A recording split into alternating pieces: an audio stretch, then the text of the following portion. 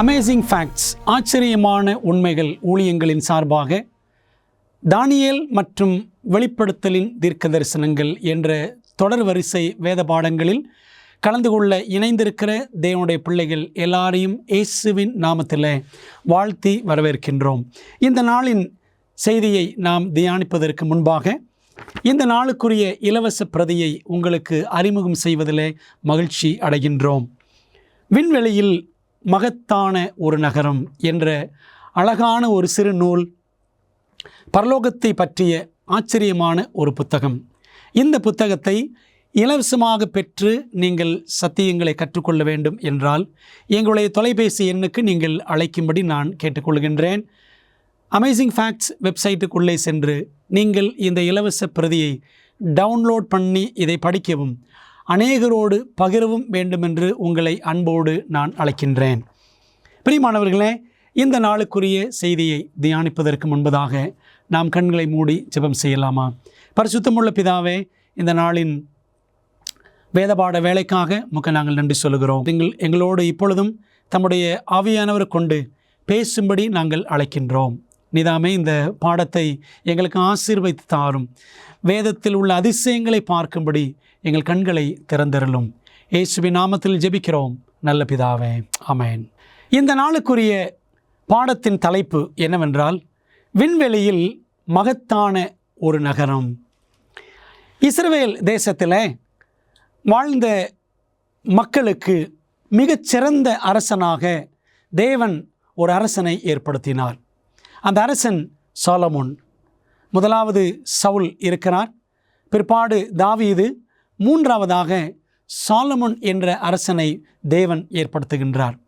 அவன் அரசனான பிற்பாடு ஒரு நாள் இரவிலே அவன் உறங்கிக் கொண்டிருக்கிற நேரத்தில் தேவன் அவனுக்கு சொப்பனத்தில் காணப்படுகிறார். அப்படி வந்த தேவன் தரிசனத்தில் அவனோடு சம்பாஷித்து ஒரு கேள்வி கேட்டார். சாலமோனே, உனக்கு என்ன வேண்டும் கேள் என்றார். அப்பொழுது சாலமோன் தனக்கு வேண்டிய பணமோ புகழோ பேரோ அந்தஸ்தோ செல்வமோ செல்வாக்கோ வேறு எதுவுமே அவன் கேட்கவில்லை.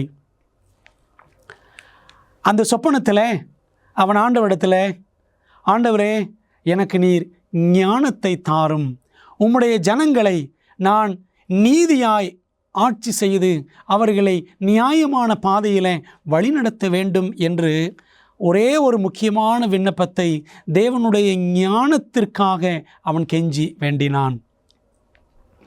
அப்படி அவன் கேட்ட பொழுது தேவனுக்கு மிகவும் சந்தோஷமாயிற்று. அவனுடைய அரசாட்சி காலம் மிகவும் சிறப்பாக இருக்க வேண்டும் என்பதற்கு ஞானமே மிக மிக முக்கியம் என்று உணர்ந்த சாலமோன் ஞானத்தை மட்டுமே தேவனிடத்தில் கேட்டான்.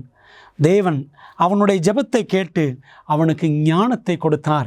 ஞானத்தை மட்டுமல்ல, அவன் கேளாத ஐஸ்வர்யம், கனம், புகழ் எல்லாமே கொடுத்தார் என்பதை 1 ராஜாக்கள் 3ஆம் அதிகாரத்தில் நாம் வாசிக்கிறோம். அந்த அதிகாரம் முழுவதையும் நீங்கள் வாசித்து பாருங்கள். அன்பான தேவ பிள்ளைகளே, தேவன் கொடுத்த ஞானத்தின் அடிப்படையில் இந்த சாலமோன் அரசாட்சி புரிந்தபடியினாலே அவனுடைய புகழ் எல்லா இடங்களிலும் பரவியது. ராஜாக்கள், ராணிகள், பிரபுக்கள், பெரிய பெரிய மேதைகள் எல்லாரும் இந்த சாலமோனை குறித்து கேள்விப்பட்டு அவனுடைய ஞானத்தின் நிமித்தம் ஆச்சரியப்பட்டு இந்த சாலமோனை பார்க்க வேண்டும், அவனுடைய ராஜ்யம், அவனுடைய மகத்துவமான ஆட்சி, அவனுடைய ஞானம், அந்த இஸ்ரவேல் தேசத்தினுடைய புகழ், அழகு, தோட்டங்கள், அரண்மனைகள் எல்லாவற்றையும் கட்டியிருக்கிற இந்த அருமையான சாலமோன் அரசனை பார்க்க வேண்டும், அவனுடைய ஞானத்தை நேருக்கு நேர் கண்டு ருசிக்க வேண்டும் என்று அநேகர் ஆச்சரியப்பட்டார்கள். பிரியமான தேவ பிள்ளைகளே, இஸ்ரவேலிலிருந்து தூரமான தேசத்தில் இருந்த ஷேபா நாடு என்ற ஒரு நாடு, அந்த ஷேபா நாட்டின் ராஜஸ்திரீ என்ன செய்கிறாள்? சாலமோனை குறித்து கேள்விப்படுகிறாள். சாலமோனுடைய ராஜ்யம் மிகவும் பிரம்மாண்டமானதாக இருக்கிறதே, அவனுடைய ஞானம் மிகவும் ஆச்சரியமாக இருக்கிறதே, நான் கேள்விப்படுவதெல்லாம் எனக்கு வியப்பூட்டுகிறது என்று நினைத்த இந்த ஷேபா நாட்டின் ராஜஸ்திரீ சாலமோனை பார்ப்பதற்காக அவள் என்ன செய்கிறாள்? எருசலேமுக்கு வந்தாள் என்று வேதாகமத்திலே வாசிக்கின்றோம். நாம் அதை பற்றி படிக்க வேண்டுமென்றால் 1 ராஜாக்கள் 10ஆம் அதிகாரத்தில் வாசிக்கலாம். இந்த சாலமோன் அரசாண்ட அந்த ராஜ்யம் இஸ்ரவேல் ராஜ்யம், இஸ்ரவேல் மற்றும் யூதா என்று 12 கோத்திரங்களும் ஒன்றாக இருந்த அந்த காலகட்டத்தில் சாலமோன் ஆட்சி புரிகிறார். அந்த இஸ்ரவேல் சாம்ராஜ்யம் பிரம்மாண்டமானதாக விளங்கியது. பிரியமான தேவ பிள்ளைகளே, சாலமோனிலும் பெரியவர் நம்முடைய ஆண்டவராகிய இயேசு கிறிஸ்து. சாலமோன் காலத்தில் ஜனங்கள் மிகவும் பேர் புகழ் பெற்றவர்களாக, செல்வம் குறையாதவர்களாக, வளம் குறையாதவர்களாக அவர்கள் வாழ்ந்தார்கள். நம்முடைய ஆண்டவர் சாலமோனிலும் பெரியவர். அவர் தம்முடைய ஜனங்களுக்கு கொடுத்த வாக்குத்தத்தம் என்ன? அன்பான தேவ பிள்ளைகளே, கேள்வி பதில் முறையில் சத்தியங்களை நாம் தொடர்ந்து படிக்கலாம். ஆண்டவர் இயேசு கிறிஸ்து கொடுத்திருக்கிற வாக்குத்தத்தம், என் பிதாவின் வீட்டில் அநேக வாசஸ்தலங்கள் உண்டு, ஒரு ஸ்தலத்தை உங்களுக்காக ஆயத்தம் பண்ண போகிறேன் என்று யோவான் 14ஆம் அதிகாரம் 2ஆம் வசனத்தில் ஆண்டவர் இயேசு கிறிஸ்து வாக்கு பண்ணியிருக்கிறார். தேவன் தம்முடைய ஜனங்களுக்காக பிரம்மாண்டமான ஒரு ராஜ்யத்தை ஆயத்தம் பண்ணுவதாக அவர் வாக்கு பண்ணியிருக்கிறார். பிரியமான தேவ பிள்ளைகளே, இயேசு ஆயத்தப்படுத்தி கொண்டிருக்கும் இந்த இடத்தை குறித்து நமக்கு என்ன தெரியும்? வேதாகமத்தில் நாம் தொடர்ந்து ஆராய்வோம். இதோ நான் புதிய வானத்தையும் புதிய பூமியையும் சிருஷ்டிக்கிறேன். ஏசாயா 65:17 ஆண்டவர் சொல்லுகிறார். புதிய வானம் புதிய பூமி மட்டுமா? எபிரேயர் 11ஆம் அதிகாரம் 16ஆம் வசனத்தில் வாசிக்கிறோம், அவர்களுக்கு ஒரு நகரத்தை ஆயத்தம் பண்ணினாரே. God is preparing a city for his people. தேவன் தம்முடைய ஜனங்களுக்காக ஒரு நகரத்தை ஆயத்தம் பண்ணுகிறார் என்று வேதம் சொல்லுகிறது. அந்த நகரத்தை பரிசுத்த நகரம், அந்த நகரத்தை புதிய எருசலேம், அந்த நகரத்தை பரலோகம் என்று வேதாகமம் சுட்டி காட்டுகிறது. பிரியமான தேவ பிள்ளைகளே, உண்மையாகவே பரலோகம் இருக்கிறதா? சொர்க்கம் என்று சொல்லுகிறார்கள், மோட்சம் என்று சொல்லுகிறார்கள். இந்த பரலோகம் இருக்கிறதா? நாம் அதை வேதாகமத்தில் ஆராய்ந்து படித்தால் உண்மையை கண்டுகொள்ளலாம். வேதத்தில் வாசிக்கிறோம், ஆண்டவர் இயேசு கிறிஸ்து மத்தேயு 5:5 சொன்னார், சாந்த குணமுள்ளவர்கள் பாக்கியவான்கள், அவர்கள் பூமியை சுதந்தரித்து கொள்ளுவார்கள். எந்த பூமி? நாம் பார்க்கிற இந்த பூமியா? இல்லை, புதிய பூமியை குறித்து ஆண்டவர் பேசுகிறார். ஏசாயா 65ஆம் அதிகாரம் 21ஆம் வசனத்தில் வாசிக்கிறோம், வீடுகளை கட்டி அவைகளில் குடியிருப்பார்கள், திராட்சை தோட்டங்களை நாட்டி அவைகளின் கனியை புசிப்பார்கள். தேவன் தம்முடைய ஜனங்களுக்காக புதிய வானத்தையும் புதிய பூமியையும் படைப்பார். அங்கே கர்த்தருடைய ஜனங்கள் வீடுகளை கட்டி குடியிருப்பார்கள். அவர்கள் அழகழகான தோட்டங்களை அமைத்து அங்கே கனிகளை புசிப்பார்கள் என்று தேவன் வாக்கு பண்ணியிருக்கிறார். தேவ ஜனங்கள் சுதந்திரிக்க போகிற புதிய பூமியிலே இப்படிப்பட்ட ஆசீர்வாதங்கள் எல்லாம் நிறைவாக இருக்கும் என்று வேதம் நமக்கு காட்டுகிறது. பிரியமான தேவ ஜனங்களே, பரிசுத்த நகரத்தை குறித்து இன்னும் அதிகமாக நமக்கு என்ன தெரியும்? தேவனுடைய நகரத்தை குறித்து நாம் இன்னும் ஆழமாக அதிகமாக ஆராய்ந்து படித்து புரிந்து கொள்ள வேண்டும் என்றால் ஏசாயா புத்தகத்தில் 65, 66ஆம் அதிகாரங்கள், வெளிப்படுத்தின விசேஷத்தில் 21, 22 ஆகிய அதிகாரங்கள், இவை எல்லாவற்றையும் படித்தால் பரலோகம், புதிய வானம், புதிய பூமி போன்ற காரியங்களை குறித்து நாம் ஆழமாக விரிவாக கற்றுக்கொள்ளலாம். பரிசுத்த நகரத்தை குறித்து வெளிப்படுத்தல் 21ஆம் அதிகாரம் 16ஆம் வசனத்தில் வாசிக்கிறோம், அந்த நகரம் சதுரமாய் இருந்தது, அதன் அகலமும் நீளமும் சமமாய் இருந்தது, அவன் அந்த கோலினால் நகரத்தை அளந்தான் என்று வாசிக்கிறோம். மிகவும் அழகாக சதுர வடிவிலான நகரம் பரலோக நகரம். அந்த நகரத்தினுடைய அளவை பாருங்களேன். வெளிப்படுத்தல் 21:16 அது 12,000 ஸ்தாதி அளவாய் இருந்தது. 12,000 ஃபர்லாங்ஸ் என்று சொல்வார்கள்.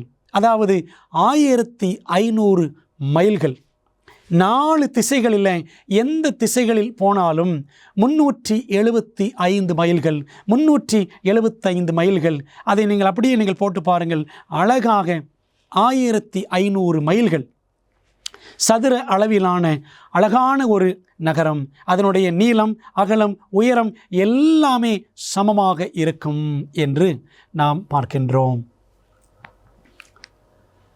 யோவானாகிய நான் புதிய எருசலேமாகிய பரிசுத்த நகரத்தை தேவனிடத்தினின்று பரலோகத்தை விட்டு இறங்கி வர கண்டேன் என்று வெளிப்படுத்தல் 21:2 யோவான் தான் கண்ட அந்த பரலோக காட்சியை, அந்த தெய்வீக நகரத்தின் காட்சியை, அதனுடைய மாட்சிமையை அழகாக வர்ணிக்கின்றார்.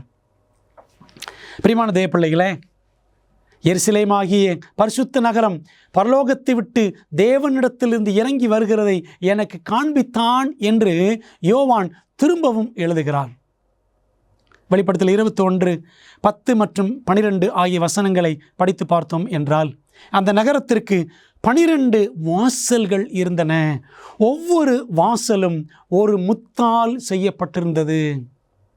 12 விதமான கற்களை பற்றி நாம் அதே வெளிப்படுத்தல் 21 வாசிக்கின்றோம்.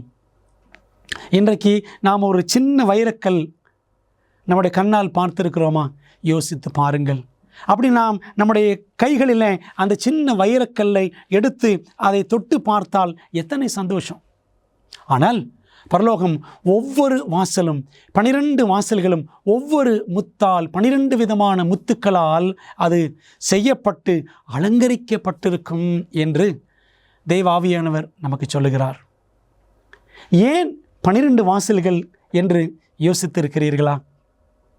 காரணம் என்னவென்றால், தேவனுடைய ஜனங்கள் எந்த திசையிலிருந்து வந்தாலும், ஆண்டவரை ஏற்றுக்கொண்டு இயேசுவை ஏற்றுக்கொண்டு வருகிற பிள்ளைகள் எந்த திசையிலிருந்து வந்தாலும், எந்த கோத்திரத்திலிருந்து வந்தாலும் அவர்கள் பரலோகத்திலே பிரவேசிக்க முடியும்.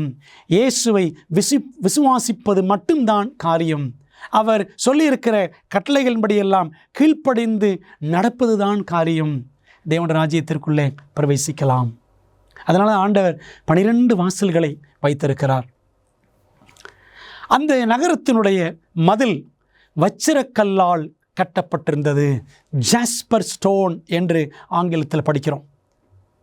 அந்த மதில் எவ்வளவு உயரம் என்று நீங்கள் பார்த்தால் 144 முழம் என்று பைபிளில் வாசிக்கிறோம். அதாவது 216 அடி உயரத்தில் அந்த நகரத்தின் மதில் அமைந்திருக்கும் என்று அதே அதிகாரத்தில் நாம் வெளிப்படுத்தல் 21 படிக்க முடியும். நகரம் தெளிந்த பளிங்குக்கு ஒப்பான சுத்த பொன்னாக இருந்தது என்று வெளிப்படுத்தல் 21:18 வாசிக்கிறோம். அந்த நகரம் இட் லுக்ட் கிறிஸ்டல் கிளியர், மிகவும் பளிங்கு போல மிக தெளிவான அழகான ஒரு நகரமாக, சுத்தமான நகரமாக பரலோகம் இருக்குமாம். இன்றைக்கு நாம் இருக்கிற நகரங்களை பாருங்கள். அழுக்கு படிந்த, எல்லாவித அசுத்தங்களும் நிறைந்த நகரங்களைத்தான் நாம் இன்றைக்கு நம்முடைய கண்கள் முன்னே பார்க்கின்றோம். ஆனால் தேவனுடைய நகரம், தொடர்ந்து நாம் வேதத்தில் வாசிக்கிறோம், நகரத்தின் வீதி தெளிவுள்ள பளிங்கு போல சுத்த பொன்னாக இருந்தது என்று வெளிப்படுத்தல் 21:21 வாசிக்கிறோம். பரலோக நகரம் இட்ஸ் அ கோல்டன் சிட்டி. இது ஒரு பொன்மயமான நகரம், தங்க நகரம் என்று வேதம் அழகாக சொல்லுகிறது. தெருக்கள் எல்லாம் பொன்னால் செய்யப்பட்டது. பட்டணத்து வீதியெல்லாம் சுத்த பொன்னாமே என்று ஒரு பழைய காலத்து பாடல் நாம் கேட்டிருக்கிறோமே. பரலோக பட்டணத்தின் வீதிகள் எல்லாம் தங்கத்தால் செய்யப்பட்டிருக்கும். பிரியமான தேவ பிள்ளைகளே, நாம் இந்த உலகத்தில் இருக்கும் பொழுது தங்கத்தை நம்முடைய சரீரத்தின் அங்கமாக நினைக்கிறோம். ஆனால் பரலோக ராஜ்யத்தில் தங்கமெல்லாம் நம்முடைய கால்களுக்கு கீழே இருக்கும். நாம் நடக்கிற பாதையாக அந்த தங்கம் அமைந்திருக்கும். ஆக பிரியமான தேவ பிள்ளைகளே, பரலோகத்தில் நம்முடைய கால்களுக்கு கீழே இருக்க போகிற தங்கத்தை நாம் பெரிதாக மதித்து அதற்காக நாம் மிகவும் அங்கலாய்த்து இச்சித்து அலைய வேண்டாம். இருக்கிற செல்வம் செல்வாக்கு எல்லாவற்றையும் தேவனுக்காக, தேவனுடைய சத்தியத்தை உலகமெங்கும் கொண்டு செல்ல வேண்டும் என்ற ஒரே குறிக்கோளுக்காக மாத்திரம் நம்முடைய தங்கம் பணம் எல்லாவற்றையும் நாம் பயன்படுத்த வேண்டும். பிரியமான தேவ பிள்ளைகளே, பரலோக நகரத்தின் தண்ணீர் மற்றும் உணவை குறித்து வேதம் கூறுவது என்ன? அநேகர் கேள்வி கேட்பார்கள்.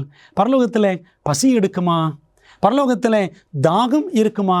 நாம் என்ன புசிப்போம், என்ன குடிப்போம் என்றெல்லாம் கேள்வி கேட்பார்கள். வேதத்தில் வாசிக்கிறோம், பின்பு பளிங்கை போல தெளிவான ஜீவ தண்ணீர் உள்ள சுத்தமான நதி ஆண்டுடைய சிங்காசனத்திலிருந்து புறப்பட்டு வருகிறதை எனக்கு காண்பித்தான் என்று வெளிப்படுத்தல் 22:1 அப்போஸ்தலன் யோவான் எழுதி வைக்கிறார். தொடர்ந்து பாருங்கள், அடுத்த வசனம். நதியின் இரு கரையிலும் 12 விதமான கனிகளை தரும் ஜீவ விருட்சம் இருந்தது. பரலோகத்திலே தண்ணீர் ஜீவ தண்ணீர், பரலோகத்திலே ஆகாரம் ஜீவ விருட்சத்தின் கனிகள். தொடர்ந்து வாசிக்கலாம். அது மாதந்தோறும் ஜீவ விருட்சம் மாதந்தோறும் தன் கனியை கொடுக்கும். அந்த விருட்சத்தின் இலைகள் ஜனங்கள் ஆரோக்கியம் அடைகிறதற்கு ஏதுவானவைகள் என்று நாம் வாசிக்கின்றோம். பரலோகத்தில் ஜீவ தண்ணீரை நாம் பருகுவோம். ஜீவ விருட்சத்தின் கனிகளை மாதந்தோறும் புசிப்போம். அந்த கனிகளை புசிக்க புசிக்க நம்முடைய வாழ்நாள் நீடித்து கொண்டே போகும். நித்திய ஜீவனை அருளக்கூடிய ஆரோக்கிய கூறுகள் ஜீவ விருட்சத்தின் கனியில் அடங்கி இருக்கிறது. அப்படியானால் பரலோகத்தில் ஆகாரம் உண்டு, பரலோகத்தில் தண்ணீர் உண்டு. இந்த ஜீவ விருட்சத்தின் கனி மட்டுமல்ல, இன்னும் ஏராளமான நாம் கண்டிராத கேள்விப்பட்டிராத ஆச்சரியமான கனிகள் அங்கே நிச்சயமாக இருக்கும் என்பதில் சந்தேகமே இல்லை. அன்பானவர்களே, பூமியில் வாழுபவர்களை காட்டிலும் பரலோகத்தில் வாழ்பவர்கள் எவ்வளவு வித்தியாசமானவர்களாக இருப்பார்கள். நாம் இந்த உலகத்தில் நம்முடைய கண்ணார சுற்றி எல்லா இடங்களிலும் பார்க்கும் பொழுது கண் தெரியாதவர்கள், காது கேளாதவர்கள், முடமானவர்கள், வியாதிப்பட்டவர்கள், சீக்கிரத்தில் இளம் பருவத்திலேயே குழந்தை பருவத்திலேயே மரித்து போகிறவர்கள் என்று எத்தனையோ பிரச்சனைகளை பாவத்தின் விளைவாக நாம் காண்கின்றோம். ஆனால் தேவன் நமக்கு ஆச்சரியமான ஒரு பாடத்தை, பரலோகத்தின் மிகுந்த ஆச்சரியங்களை நமக்கு வைத்திருக்கிறார். ஏசாயா 35 முழுவதையும் படித்து பாருங்கள். ஆண்டோடைய ராஜ்யத்தில் குருடரின் கண்கள் திறக்கப்படும், செவிடரின் செவிகள் கேட்கும், அங்கே முடவன் மானை போல துள்ளி குதிப்பான் என்றெல்லாம் நாம் வேதாகமத்தில் தீர்க்க தரிசனங்களில் வாசிக்கின்றோம். நீங்கள் இங்கே பார்க்கிற படம் பௌபாப் மரம் என்று சொல்லுகிறார்கள். பௌபாப் ட்ரீ. இந்த மரம் எங்கெல்லாம் காணப்படுகிறது என்றால் ஆப்பிரிக்கா, ஆஸ்திரேலியா, மடகாஸ்கர் போன்ற நாடுகளில் இந்த மரம் பரவலாக காணப்படுவதாக சொல்லுகிறார்கள். இந்த மரத்தினுடைய சிறப்பு தன்மைகள் என்னவென்றால், இந்த மரம் அதனுடைய பட்டை, வேர், அதனுடைய இலைகள், விதைகள், காய், கனிகள் எல்லாமே மனிதர்களுக்கும் மிருகங்களுக்கும் பயன்படக்கூடிய பொருட்களாக இருக்கின்றன. இந்த மரத்தை அதனுடைய கனிகளை புசித்தால் அந்த கனிகளில் வேண்டிய எல்லாவித தாது சத்துக்களும், பொட்டாசியம், மெக்னீசியம், பாஸ்பேட் என்ற அநேக சத்துக்களை சொல்லுவோமே, அந்த எல்லா சத்துக்களும் அந்த கனிகளில் அடங்கி இருப்பதாக அறிவியலாளர்கள் ஆய்வு செய்திருக்கிறார்கள். இந்த மரம், நாம் பார்க்கக்கூடிய இந்த மரம் இருக்கிறதே, சவுத் ஆப்பிரிக்காவில், தென்னாப்பிரிக்காவில் இந்த மரம் இருப்பதாக சொல்லுகிறார்கள். இந்த மரத்தினுடைய உயரம் 72 அடி என்று சொல்லப்படுகிறது. இந்த மரத்தினுடைய வாழ்நாள் சுமார் 6000 ஆண்டுகள் 6000 ஆண்டுகள் பழமையான ஒரு மரம் என்று கூட இதை சொல்லுகிறார்கள். பிரியமானவர்களே, 6000 ஆண்டுகளுக்கு முன்பாக தேவன் ஒரு மரத்தை இந்த பூமியிலே வைத்திருந்தார். ஏதேன் தோட்டத்தில் ஜீவ விருட்சம் என்ற மரம். அந்த மரம், அதனுடைய கனிகள், இவைகளை நம்மால் புசிக்க முடிந்ததா? இல்லை. காரணம், மனிதனுடைய பாவத்து நிமித்தம் தேவன் ஜீவ விருட்சத்தையும் அதனுடைய கனிகள் எல்லாவற்றையும் அவர் பரலோகத்திற்கு கொண்டு போய்விட்டார். அந்த மரம் இப்பொழுது பரலோகத்தில் இருப்பதாக வெளிப்படுத்தல் 2ஆம் அதிகாரம் 7ஆம் வசனத்திலே வாசிக்கிறோம். பிரியமான தேவ பிள்ளைகளே, இப்படிப்பட்ட ஜீவ விருட்சம், அதிலிருந்து கிடைக்கக்கூடிய கனிகள் தான் தேவ பிள்ளைகள் புசிக்க போகிற பரலோக ஆகாரமாக இருக்கும். ஆகவே அப்படிப்பட்ட ராஜ்யத்தில் பாருங்கள், செவிடரின் செவிகள் திறவுண்டு போம். ஏசாயா 35:5 வாசிக்கிறோம். அப்பொழுது முடவன் மானை போல் குதிப்பான், ஊமையன் நாவும் கெம்பீரிக்கும். ஊமையர்கள், செவிடர்கள், குருடர்கள், முடவர்கள், இப்படிப்பட்டவர்கள் ஒருவருமே பரலோகத்தில் புதிவான புது பூமியில் இருக்கப் போவது இல்லை. ஏனென்று சொன்னால், பரலோக ராஜ்யம் தீங்குகள் இல்லாத நகரம். தீமைகளை தேவ ஜனங்கள் அங்கே ஒருபோதும் காண மாட்டார்கள். ஏசாயா 65:25 வாசிக்கிறோம். அவைகள் தீங்கு செய்வதுமில்லை, கேடு உண்டாக்குவதுமில்லை. புதிய வானம் புதிய பூமியிலே மிருகங்கள் இருக்குமா என்று கேட்பார்கள். மிருகங்கள் இருக்கும். ஏசாயா 11ஆம் அதிகாரத்தையும் ஏசாயா 65ஆம் அதிகாரத்தையும் இரண்டையுமே படித்து பாருங்கள். மனிதர்களுக்கும் அங்கே தீமைகள் இருக்காது. மிருகங்களும் அங்கே ஒன்றுக்கொன்று தீமை செய்து கொள்ளாது. மிருகங்கள் எந்த விதத்திலும் ஒன்றை ஒன்று பாதிக்காமல், தீங்கு செய்யாமல் ஒற்றுமையாக சேர்ந்து வாழும் என்பதை நமக்கு வேதம் அழகாக சொல்லுகிறது. இங்கே ஒரு படம் நீங்கள் பார்க்கிறீர்கள். ஒரு சிங்கம், ஒரு கரடி, ஒரு புலி, இந்த மூன்றுமே ஒன்றாக இருக்கிற ஒரு காட்சியை நாம் பார்க்கிறோம். இந்த மூன்றுமே குட்டிகள். சிங்கக்குட்டி, கரடிக்குட்டி, ஒரு புலிக்குட்டி என்று 3 குட்டிகளை பார்க்கிறோம். இப்படிப்பட்ட ஒரு அரிய காட்சி 2001ஆம் ஆண்டிலே எடுக்கப்பட்ட ஒரு காட்சி தான் நாம் இங்கே பார்க்கிறோம். பிரியமான தேவ பிள்ளைகளே, இப்படி மிருகங்கள் எல்லாம் சேர்ந்து ஒன்றாக வாழ்ந்த காலகட்டம் எப்பொழுது என்றால், நோவாவின் பேழையில்தான் மிருகங்களெல்லாம் ஒன்றாக இருந்தன. ஒன்றுக்கொன்று முரண்டு பிடித்து சண்டை போடாமல், அடித்து கொள்ளாமல், கடித்து கொள்ளாமல் சேர்ந்து இருந்தது நோவா பேழையிலே தான். அந்த அனுபவம் சீக்கிரமாக தேவன் புதிவான புதி பூமியிலே தேவ ஜனங்கள் கண்ணார கண்டு அனுபவிக்கும்படி வைத்திருக்கிறார். பாருங்கள், வேதம் என்ன சொல்லுகிறது?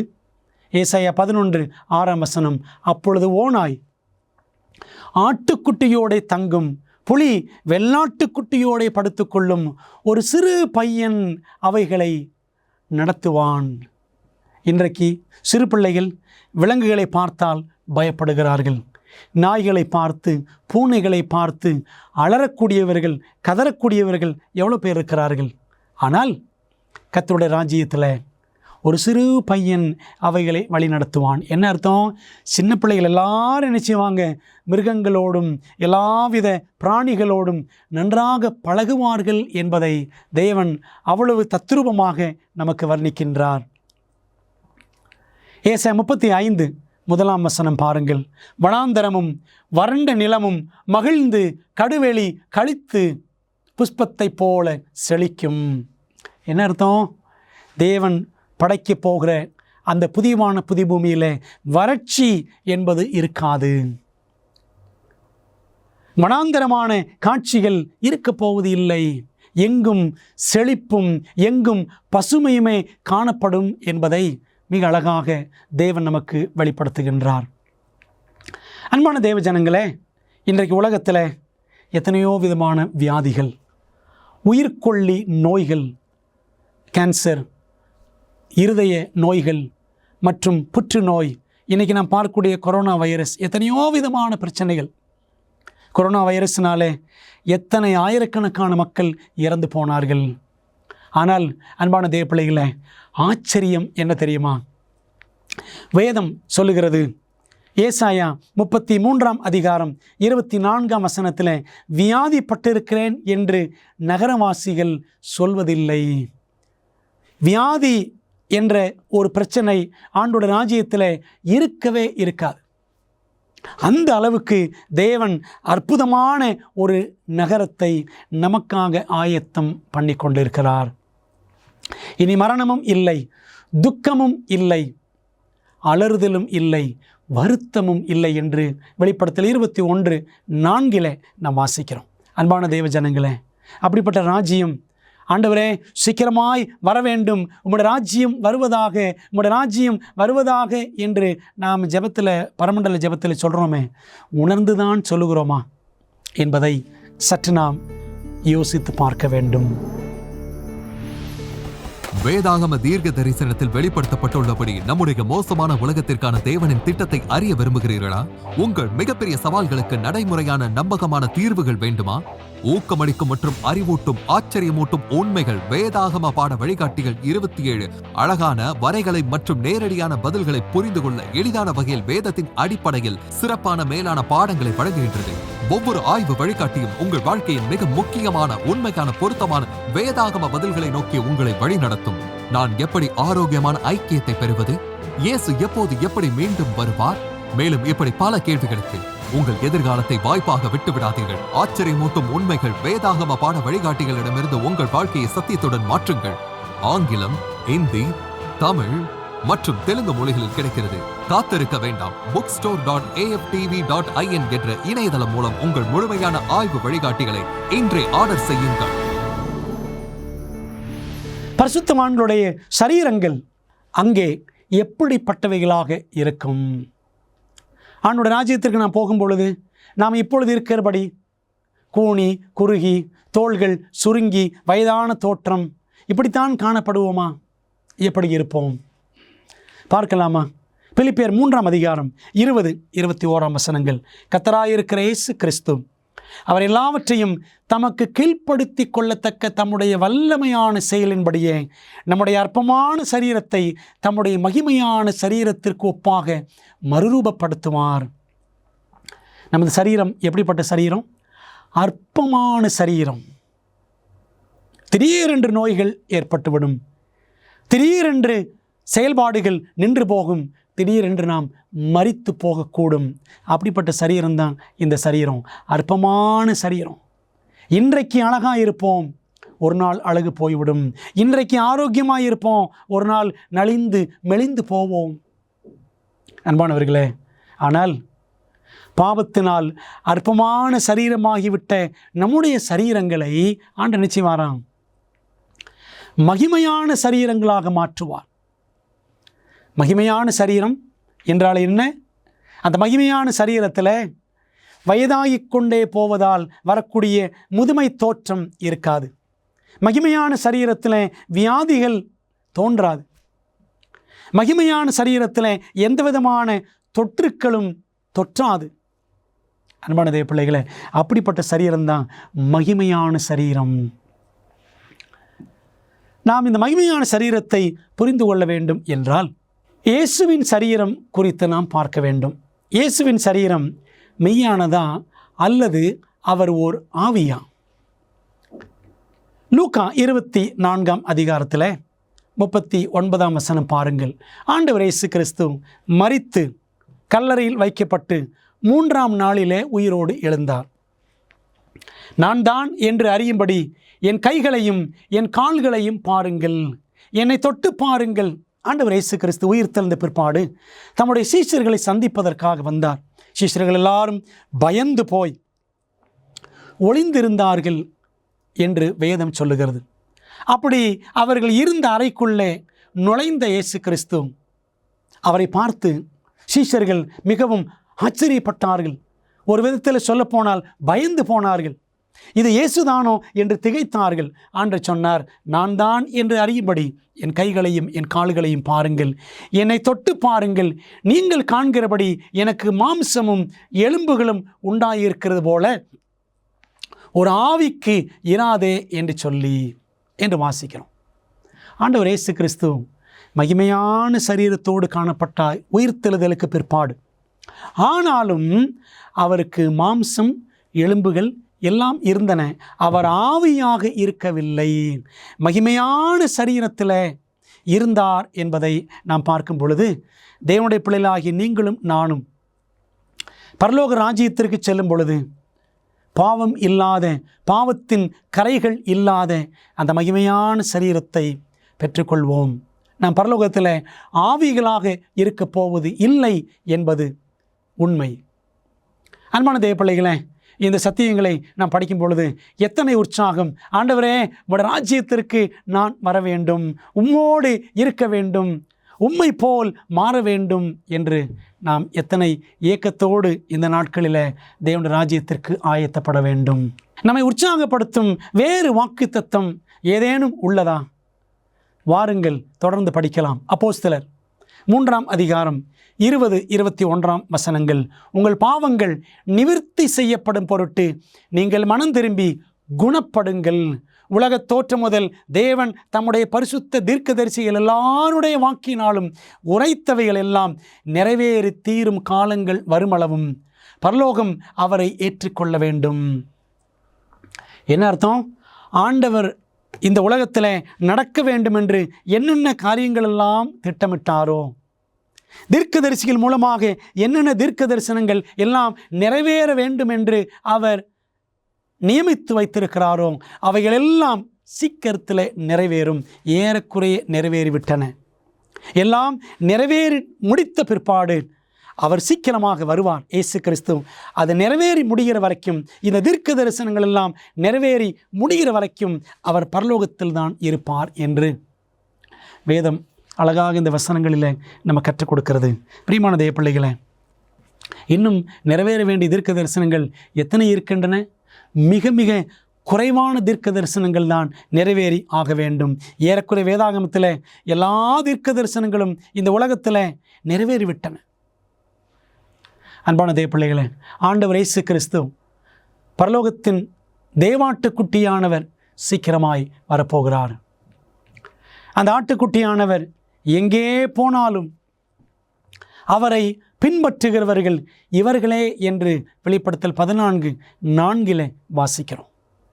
நம்முடைய ஆண்டவராய் இயேசு கிறிஸ்துவை நாம் பின்பற்றுகிறோமா? உண்மையாய் அவருடைய வழியிலே அவர் காண்பித்து சென்றிருக்கிற, விட்டு சென்றிருக்கிற அடிச்சுவடுகளிலே நாம் நடக்கிறோமா என்பதை யோசித்து பார்ப்போம். இந்த உலகத்திலேயே நம் ஆண்டவரை எங்கே போனாலும் அவரை பின்பற்றி நாம் அவருக்கு உண்மையாக, அவருக்கு பிரியமாக நடந்தால்தான் அவருடைய ராஜ்யத்திலும் நாம் எங்கே போனாலும் அவர் பின்னே செல்லுகிறவர்களாக இருப்போம்.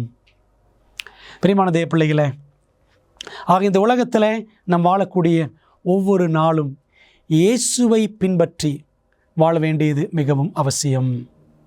இந்த வாழ்க்கையின் சோகமான அல்லது வழி நிறைந்த ஞாபகங்கள் பரலோகத்திலும் மக்களை துன்பப்படுத்துமா? இந்த உலகத்தில் நமக்கு பிரியமானவர்கள் நம்மை விட்டு பிரிந்து போகும் பொழுது, அல்லது மரித்து போகும் பொழுது, அல்லது விபத்துக்களால் நாம் கண்ட சோகங்கள், வியாதிகளால் நாம் அடைந்த கஷ்டங்கள், இந்த காரியங்கள் எல்லாம் நம்மை துன்பப்படுத்துமா? அல்லது நாம் செய்த பாவங்களை குறித்த நினைவுகள் திரும்ப திரும்ப தோன்றி நம்மை அலைக்கழிக்குமா என்றால் வேதம் என்ன சொல்லுகிறது பாருங்கள். ஏசாயா 65:17 இதோ நான் புதிய வானத்தையும் புதிய பூமியையும் சிருஷ்டிக்கிறேன், முந்தினவைகள் இனி நினைக்கப்படுவதும் இல்லை, மனதிலே தோன்றுவதும் இல்லை. என்னுடைய நண்பர் இப்படி பேசிவிட்டாரே, என் உறவினர்கள் என்னை காயப்படுத்தி விட்டார்களே, என்னோடு வேலை செய்கிறவர்கள், என்னுடைய அதிகாரி என்னை இப்படி தவறாக நினைத்து விட்டாரே என்றெல்லாம் நாம் உள்ளம் உடைந்து போயிருக்கலாம். அன்பான தேவ பிள்ளைகளே, எதுவானாலும் சரி, முந்தினவைகள் இனி நினைக்கப்படுவதும் இல்லை, மனதிலே தோன்றுவதும் இல்லை. ஆண்டவர் நம்முடைய பாவங்கள் எல்லாவற்றையும் சமுத்திரத்தின் ஆழங்களிலே போட்டு விடுவார். அவர் நினைக்கப் போவது இல்லை. நாமும் அவைகளை நினைப்பதற்கும் தேவன் விடுவதும் இல்லை. அன்பான தேவ பிள்ளைகளே, ஆகவே எத்தனை ஆச்சரியமான திட்டம், மகிமையான திட்டம் தேவன் நமக்காக வைத்திருக்கின்றார். தேவனுடைய புதிய ராஜ்யத்தில் ஜனங்கள் மற்றவர்களை அடையாளம் காண முடியுமா? இன்றைக்கு நாம் பார்க்கக்கூடிய நம்முடைய உறவினர்கள், கணவன், மனைவி, பிள்ளைகள், நம்முடைய போதகர், நமக்கு பிரியமான நண்பர்கள், நமது நெருக்கமான தோழிகள், நாம் மரணத்தில் இலக்க கொடுத்த நம்முடைய சொந்தங்கள், இவர்கள் எல்லாரையும் நாம் மீண்டும் அடையாளம் காண முடியுமா? பரலோகத்தில் அவர்களை திரும்பவும் கண்டு கட்டி அணைத்து நாம் சந்தோஷப்பட முடியுமா? அப்படியானால் அவர்கள் நாம் அடையாளம் காண வேண்டுமே, அடையாளம் காண முடியுமா? வேதம் சொல்லுகிறதை பார்ப்போமே. 1 கொரிந்தியர் 13:12. அப்பொழுது நான் அறியப்பட்டிருக்கிறபடியே அறிந்து கொள்வேன். இப்பொழுது நாம் குறைந்த அறிவுள்ளவர்கள், ஆனால் அப்பொழுது ஆண்டோட ராஜ்யத்தில் நாம் சேரும் பொழுது அறியப்பட்டிருக்கிறபடியே இருக்கிற காரியங்களை அல்லது இருப்பவர்களை, நாம் கண்முன்னே இருப்பவர்களை இருக்கிற வண்ணமாகவே நாம் அடையாளம் கண்டுகொள்ள முடியும் என்பதை இந்த வசனம் உறுதிப்படுத்துகிறது.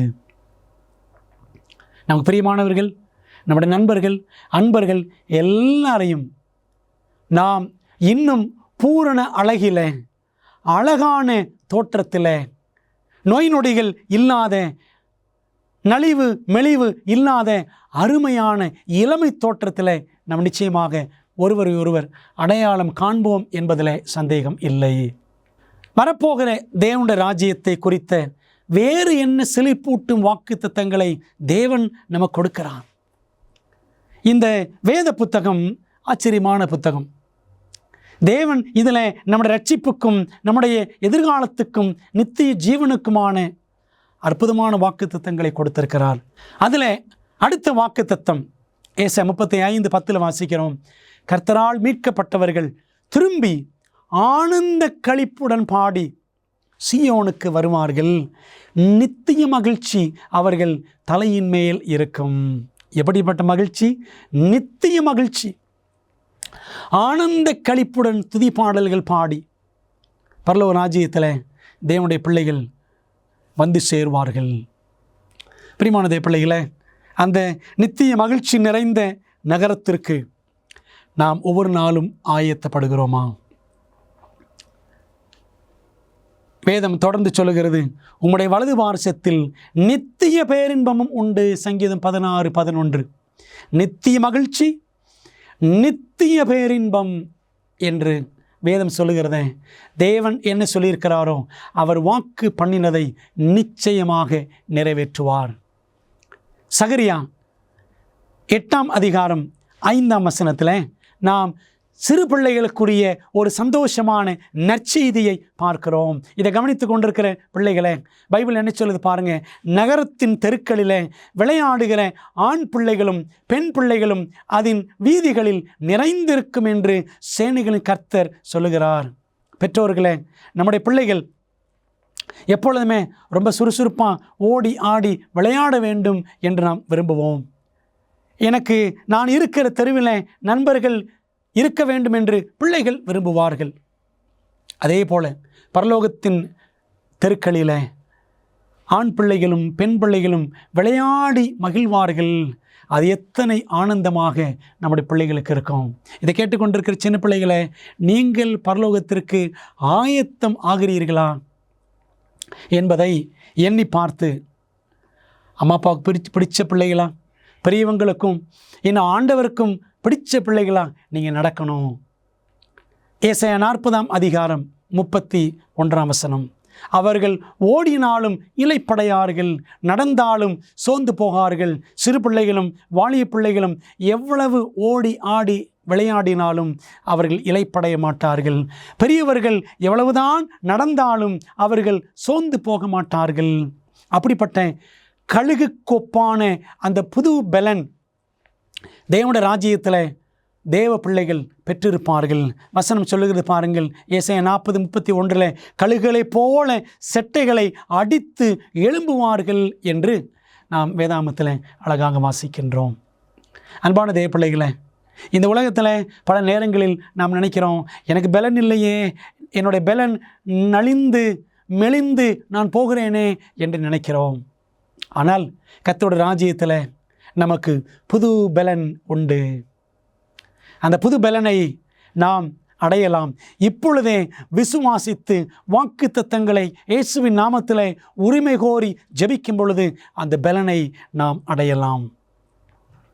அன்பான தேவ பிள்ளைகளே, அந்த ராஜ்யத்திற்கு ஒவ்வொரு நாளும் நம்முடைய குடும்ப ஜெபங்களிலே வாஞ்சையோடு ஜெபித்து, ஆண்டவரே நான் குடும்பமாய் உம்முடைய ராஜ்யம் வர வேண்டும் என்று நம்மை நாமே ஆயத்தப்படுத்துவோம்.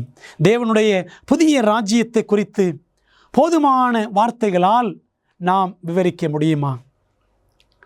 என்னால் முடியவே முடியாது. தேவனுடைய ராஜ்யத்தை குறித்து விவரிப்பதற்கு எந்த மனிதனாலும் முடியாது. ஏனென்றால் அப்போஸ்தலனாகிய பவுல் சொல்லுகிறார் பாருங்கள், 1 கொரிந்தியர் 2:9 எழுதியிருக்கிறபடி, தேவன் தம்மில் அன்பு கூறுகிறவர்களுக்கு ஆயத்தம் பண்ணினவைகளை கண் காணவும் இல்லை, காது கேட்கவும் இல்லை, அவைகள் மனுஷனுடைய இருதயத்தில் தோன்றவும் இல்லை. ஆண்டவர் தம்முடைய பிள்ளைகளுக்காக, உங்களுக்காக, எனக்காக ஆயத்தம் பண்ணியிருக்கிற அந்த ராஜ்யம், அந்த ராஜ்யத்தினுடைய ஐஸ்வர்யங்களை, அந்த ராஜ்யத்தினுடைய ஆசீர்வாதங்களை, அந்த ராஜ்யத்தினுடைய மகிமையான காரியங்களை எந்த மனித கண்ணும் காணவில்லை, எந்த மனித காதுகளும் கேள்விப்பட்டதும் இல்லை. பரலோகம் எப்படி இருக்கும், அப்படி இருக்கணும், யாரும் கேள்விப்பட்டதும் இல்லை. அவைகள் மனுஷனுடைய இருதயத்தில் தோன்றவும் இல்லை. ஒரு மனிதன் பரலோகம் இப்படித்தான் இருக்கும் என்று தன்னுடைய பேனாவை எடுத்து அவனால் எழுதி முடிக்க முடியாது. பிரியமான தேவ பிள்ளைகளே, இப்படிப்பட்ட நிறைந்த ஆசீர்வாதம் பரலோக ராஜ்யத்தில் நமக்கு காத்திருக்கிறது. தேவனிடத்தில் அன்பு கூறுகிறவர்களுக்கு என்று இங்கே பவுல் எழுதுகிறார். நீங்கள் ஏசாயா 64:4 படித்து பாருங்கள். தேவனே உமக்கு காத்திருக்கிறவர்களுக்கு, ஆண்டவருக்கு யார் காத்திருக்கிறார்களோ, ஆண்டவருக்கு யார் அன்பு கூறுகிறார்களோ, அப்படிப்பட்டவர்களுக்கு தேவன் இந்த ஆசீர்வாதங்களை எல்லாம் வைத்திருக்கிறார். பிரியமான தேவ பிள்ளைகளே, நாம் தேவனுக்காய் காத்திருக்கிறோமா? தேவன் மீது மெய்யாகவே அன்பு கூறுகிறோமா? நாம் அப்படி செய்தால் பரலோகம் நமக்கு மிகப்பெரிய ஒரு வெகுமதியாக கிடைக்கும். தேவனுடைய புதிய ராஜ்யத்தின் மிக உன்னதமான வெகுமதி என்ன தெரியுமா?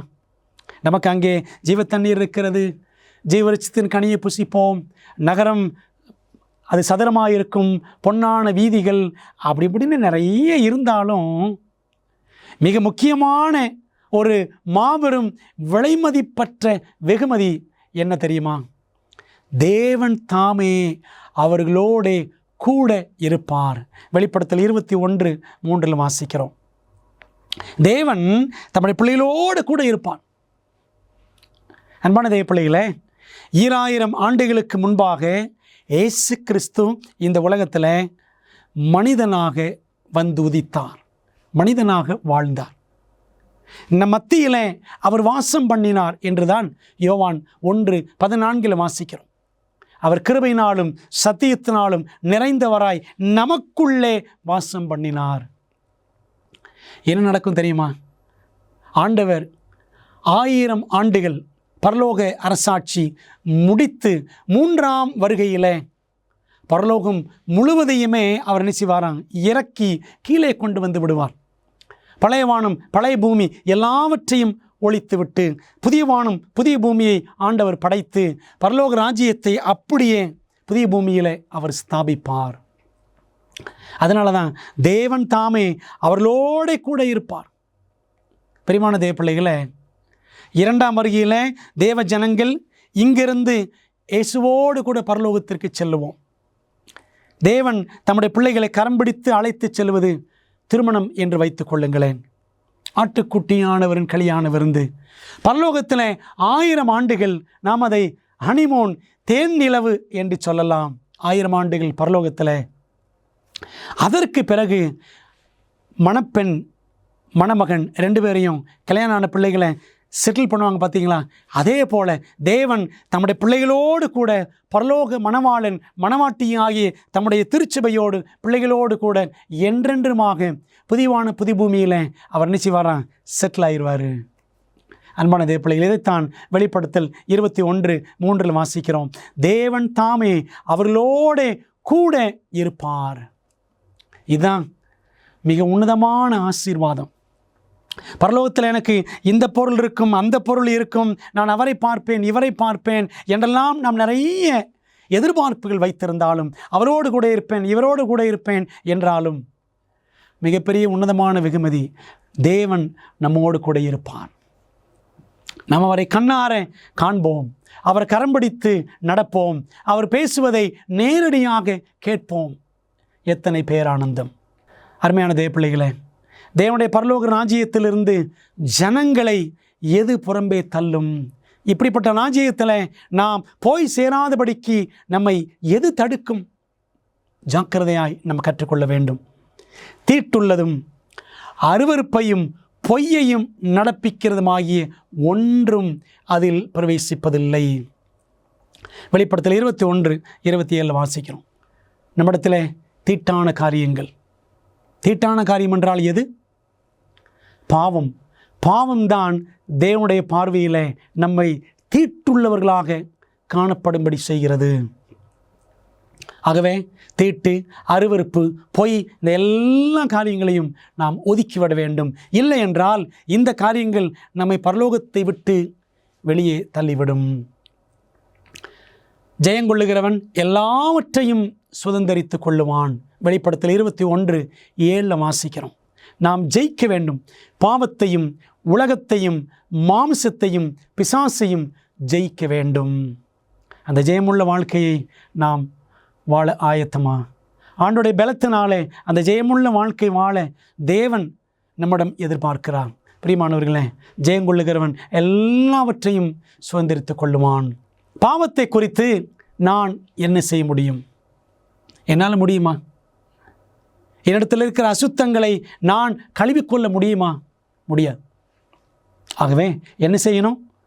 நம்முடைய பாவங்களை நாம் அறிக்கையிட்டால், பாவங்களை நமக்கு மன்னித்து எல்லா அநியாயத்தையும் நீக்கி நம்மை சுத்திகரிப்பதற்கு அவர் இயேசு கிறிஸ்து உண்மையும் நீதியும் உள்ளவராய் இருக்கிறார் என்று 1 யோவான் 1:9 வாசிக்கிறோம். நம்முடைய பாவங்களை நாம் தொலைத்து போட முடியாது. ஆண்டவரிடத்தில் தான் நாம் செல்ல வேண்டும். அவரிடம் சென்று, ஆண்டவரே, என்னுடைய பாவங்கள் எல்லாம் மன்னியும், என்னை கழுவி சுத்திகரியும் என்று நாம் அவரிடத்தில் நம்மை தாழ்த்தி அர்ப்பணிக்கும் பொழுது, அவருடைய பாதத்தில் விழுந்து கெஞ்சி மன்றாடும் பொழுது அவர் நமக்கு விடுதலையை கொடுப்பார், நம்மை சுத்திகரிப்பார். சுத்தமுள்ள பரிசுத்தமுள்ள தேவ ஜனமாக கர்த்தர் நம்மை மாற்றுவார். பிரியமான தேவ ஜனங்களே, இம்மையிலும் மறுமையிலும் வெற்றிக்கான விதிமுறை எதுவென்று இயேசு கூறுகிறார். இந்த உலகத்தில் நாம் வாழும் பொழுதும் சரி, ஆண்டுடைய மகிமையின் ராஜ்யத்திற்கு நாம் போகும் பொழுதும் சரி, ஒரு அடிப்படையான தத்துவத்தை நம்முடைய வாழ்க்கையில் எப்பொழுதுமே பின்பற்ற வேண்டும். அது என்னவென்றால், முதலாவது தேவனுடைய ராஜ்யத்தையும் அவருடைய நீதியையும் தேடுங்கள், அப்பொழுது இவைகளெல்லாம் உங்களுக்கு கூட கொடுக்கப்படும் என்று மத்தேயு 6:33 இயேசுவை சொல்லியிருக்கிறார். நம்முடைய வாழ்க்கையில் எப்பொழுதும் எல்லாவற்றிலும் இயேசுவுக்கு முதலிடம் கொடுப்போம் என்றால், தேவன் இந்த உலகத்தில் மட்டுமல்ல, அவருடைய ராஜ்யத்திலும் எல்லா ஆசீர்வாதங்களையும் கூடவே அவர் நமக்கு கொடுப்பார். குறையாத ஆசீர்வாதங்களை, நிறைவான ஆசீர்வாதங்களை, உத்தம ஆசீர்வாதங்களை, பரிசுத்த ஆசீர்வாதங்களை, நித்திய ஆசீர்வாதங்களை, நிலையான மாறாத ஆசீர்வாதங்களை அவர் நமக்கு எப்பொழுதுமே கொடுப்பார். அன்பான தேவ பிள்ளைகளே, ஆகவே இந்த ராஜ்யத்திற்கு நான் மட்டும் போக வேண்டும் என்று நாம் நினைத்து விடாமல், நம்முடைய குடும்பம் மட்டும் போனால் போதும் என்று நினைத்து விடாமல், நான் அறிந்திருக்கிற இந்த ஆண்டவரையும், நான் அறிய பெற்றிருக்கிற இந்த பரலோகம் குறித்த சத்திய வெளிச்சத்தையும் மற்றவர்களுக்கும் எடுத்து கூறி அவர்களும் அந்த ராஜ்யத்துக்கு வந்து சேர நாம் செய்ய வேண்டிய எல்லா ஊழியங்களையும் செய்ய வேண்டும். அதற்காகத்தான் இந்த சத்தியங்களெல்லாம் படிச்சுட்ருக்கிறோம். இந்த சத்தியங்களை எல்லாருக்கும் பகிர்ந்து கொடுக்க நம்மை நாமே தத்தம் செய்வோம். ஊழியத்திற்கென்று நம்மை அர்ப்பணிப்போம். ஜெபிக்கலாமா? நல்ல பிதாவே, இந்த நாளிலே விண்வெளியில் மகத்தான ஒரு நகரம் என்ற ஒரு சத்தியத்தை நாங்கள் ஓரளவுக்குத்தான் படித்தோம். ஆண்டவரே, ஓரளவுக்குத்தான் எங்களால் புரிந்து கொள்ள முடியும், என்னாலும் பேச முடியும். ஆண்டவரே, பரிசுத்த ஆவியானவர் தாமே இன்னும் ஆழமாய் அதிகமாய் தம்முடைய பிள்ளைகளுக்கு பரலோக நகரத்தின் மாட்சிமைகளை கற்றுக் கொடுப்பீராக. அந்த உன்னதமான ராஜ்யத்திற்கு எங்களை ஆயத்தப்படுத்தும் தகப்பனே. நாங்கள் நம்முடைய ராஜ்யத்தில் வந்து சேர வேண்டும். தேவன் எங்களோடு இருப்பார் என்று படித்தோம்.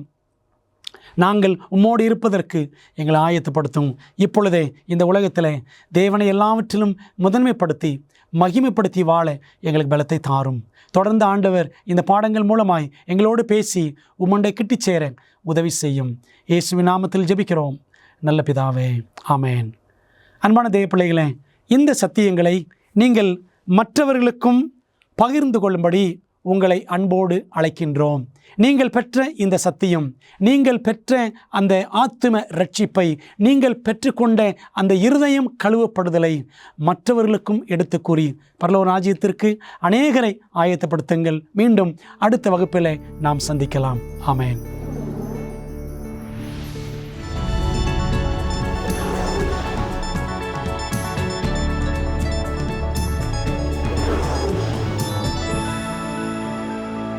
தொடர்ச்சியாக இருளை வெளிப்படுத்தும் போது மனிதர்களும் உயிரினங்களும் மனச்சோர்வுடன் போராடுகிறார்கள் என்பதை விஞ்ஞானிகள் நமக்கு பலவிதமான சந்தர்ப்பங்களில் நிரூபித்துள்ளார்கள்.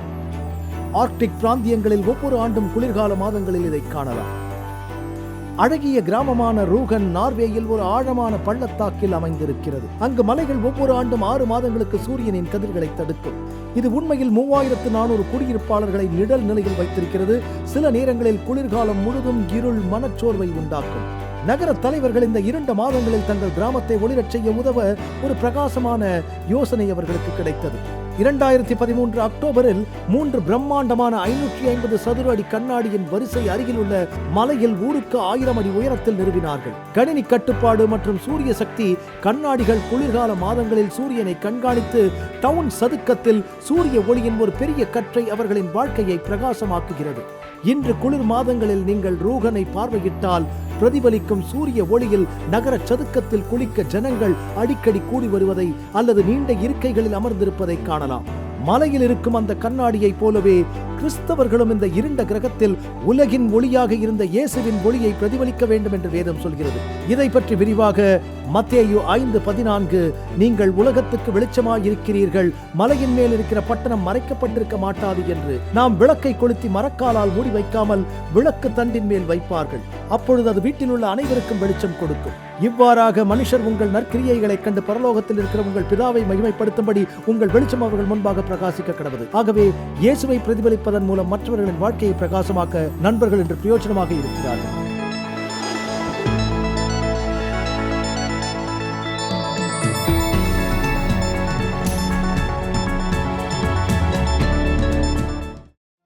அமேசிங் ஃபேக்ட்ஸ் என் வாழ்க்கையில் ஒரு நல்ல தாக்கத்தை அமேசிங் ஃபேக்ட்ஸ் உண்மையிலேயே என் வாழ்க்கையில் ஒரு பெரிய தாக்கத்தை செயலாக்கம் தான் இன்று என்னை இங்கே நிற்க வச்சிருக்கு. நான் குற்றப்படுத்தப்படலை, ஆனால் அதை குறித்து சந்தோஷம். நான் வேதாகமத்தை படிக்க ஆரம்பித்தேன். நான் செவந்திர அட்வென்டிஸ் சபையில் ஒரு அங்கமாக ஞானஸ்நானம் கொடுத்த ஜீவனை குறித்து இன்னும் அநேக காரியங்கள் இருக்க வேண்டும். கொடுக்கப்பட்ட செய்தி மிகவும் வல்லமை வாய்ந்ததாக இருந்தது. அமேசிங் ஃபேக்ட்ஸ் 55 வருடங்களுக்கு மேலாக தேவனுடைய நற்செய்தி உலகமெங்கும் அறிவித்து வருகிறது. அப்புறமா அமேசிங் ஃபேக்ட்ஸ்க்கு இடையில லோகோ வரும். இதற்கு முன்பாக நிறைய பேர் பேசுகிறத நான் கேள்விப்பட்டிருக்கிறேன், ஆனால் இவர் பேசுகிறத முதன்முறையாக நான் கேட்டேன். இவர் ஏதோ ஒன்றை குறித்து சொல்லும்போது நான் உடனே வேதத்தை எடுத்து அதை கண்டுபிடிக்கணும்னு ஆசைப்பட்டேன். ஏன்னா நான் இதுக்கு முன்பாக அதை பற்றி நான் கேள்வியே பட்டதில்லை. எனவே நான் வேத பாடங்களை படிக்க துவங்கினேன். நான் உட்பட இங்கு இருக்கும் ஒவ்வொரு நபரும் மாற்றம் பெற துவங்கினோம். கடவுளே, எனக்கு ஏன் இப்படி நடந்தது என்பது என் வாழ்க்கையில் ஒரு கேள்வியாக இருந்தது. தேவன் என்னத்தை பேசினாரு. நான் உண்மையாகவே அவர்தான் என் தகப்பன் என்பதை கண்டேன். நான் என் வாழ்க்கையில் எல்லாத்தையும் இழந்தேன். இப்போதான் ஆண்டவர் என் வாழ்க்கையில் இல்லைங்கிறதே நான் உணர்ந்தேன். நான் ஒரு தீர்க்க தரிசன பாட வகுப்புக்கு சென்றேன். அது என்னை சுக்குநூறாக உடைத்தது. இச்செய்தி மிகவும் வல்லமை வாய்ந்ததும் மறுக்க முடியாத உண்மையுமாக இருந்தது. இது மிகவும் ஆச்சரியமாக உள்ளது. இந்த வேத பாடங்களை படித்ததால் உங்கள் மனதிலே கேள்விகள் இருக்கின்றனவா? அப்படியானால் உங்கள் கேள்விகளை திரையில் தெரியும் எண்ணை பயன்படுத்தி எங்களுக்கு தெரியப்படுத்துங்கள். இல்லை என்றால் உங்கள் கேள்விகளை info@aftv.in என்ற முகவரிக்கு மின்னஞ்சல் செய்யுங்கள். வேதாகமத்தை தொடர்ந்து கற்றுக்கொள்ளும் பொழுது கர்த்தர் உங்களை ஆசீர்வதிப்பாராக. 50 வருடங்களுக்கும் மேலாக அமேசிங் ஃபேக்ட் ஊழியங்கள் நற்செய்தியை உலகம் முழுவதும் பகிர்ந்து கொண்டிருக்கிறது. இயேசுவின் சித்தத்தின்படி அனைத்து மக்களுக்கும் நித்திய சுவிசேஷத்தை அறிவித்துக் கொண்டிருக்கிறது. உங்கள் ஜெபத்திற்கும் ஆதரவிற்கும் நன்றி.